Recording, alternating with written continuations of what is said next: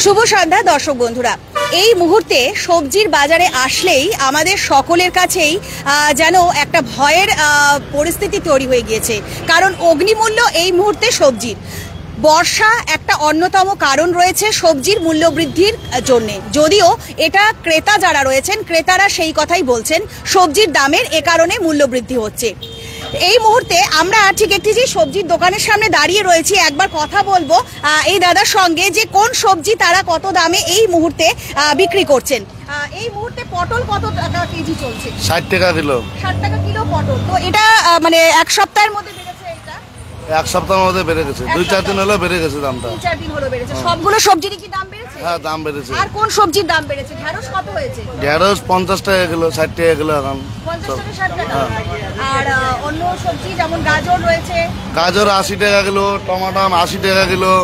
আর আলু কত যাচ্ছে এখন? আলু 30 টাকা কিলো। আলুটা তাও মানে আছে, নাগালের মধ্যে আছে। আর পেঁয়াজ কত টাকা কিলো যাচ্ছে? 50 টাকা কিলো। 50 টাকা কিলো পেঁয়াজ হয়ে গেছে। আবার কাঁচা লঙ্কা?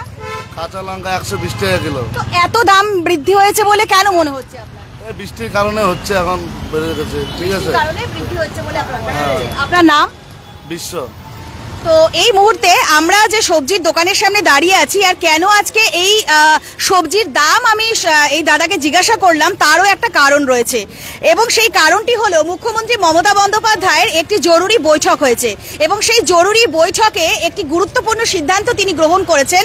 তিনি প্রশাসনিক আধিকারিকদেরকে আগামী 10 দিনের মধ্যে সবজির দাম কমানোর নির্দেশ দিয়েছেন। আবারও বলবো, মুখ্যমন্ত্রী মমতা বন্দ্যোপাধ্যায়ের একটি প্রশাসনিক বৈঠক, এবং সেই বৈঠকে 10 দিনের মধ্যে সবজির দাম কমানোর নির্দেশ দিয়েছেন তিনি। এবং তার পাশাপাশি আরো একটা বিষয় অবশ্যই বলবো, যে মুখ্যমন্ত্রী মমতা বন্দ্যোপাধ্যায়ের এই নির্দেশের পাশাপাশি মানুষের মধ্যে প্রশ্ন উঠছে যে কি করে 10 দিনের মধ্যে দামকে কমানো যেতে পারে বা হ্রাস করা যেতে পারে।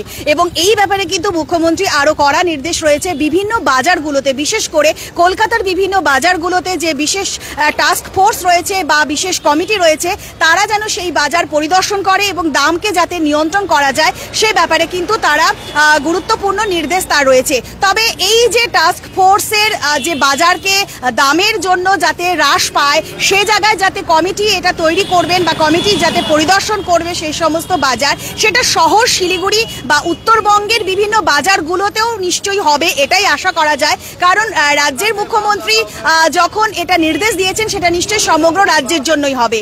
তবে উত্তরবঙ্গের যারা বাসিন্দা রয়েছেন তাদের ক্ষেত্রে সবজির দাম কতটা কমবে সেটা কিন্তু অবশ্যই একটুখানি বিষয় রয়েছে, কারণ কতটা কমিটি তৈরি করে সেই কমিটি সঠিক জায়গায় পৌঁছতে পারবে কিনা এবং 10 দিনের মধ্যে সেই দাম কমবে কিনা সেই বিষয় রয়েছে। তবে একটা গুরুত্বপূর্ণ যেটা বিষয় আপনাদের সঙ্গে ভাগ করে নিতেই এই মুহূর্তে হাজির হলাম একেবারে সবজির দোকানের সামনে থেকেই, যে 10 দিনের মধ্যে সবজির দাম কমানোর নির্দেশ দিয়েছেন মুখ্যমন্ত্রী মমতা বন্দ্যোপাধ্যায়।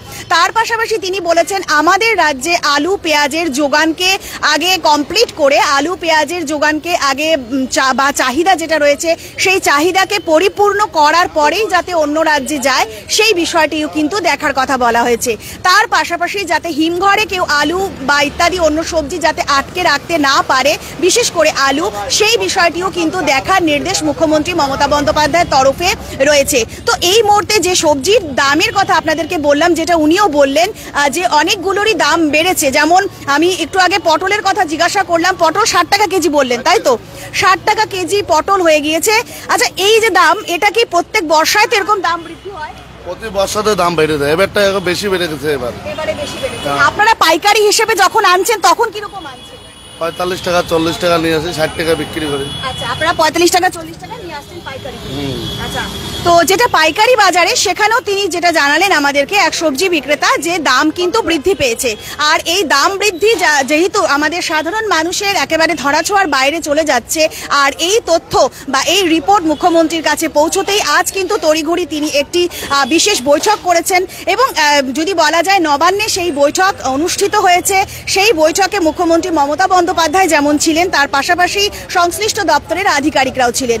এবং সেখান থেকে কিন্তু এই নির্দেশ উঠে এসেছে যে আগামী 10 দিনের মধ্যে যেভাবেই হোক সবজির দাম কমাতে হবে আমাদের সমগ্র রাজ্যে।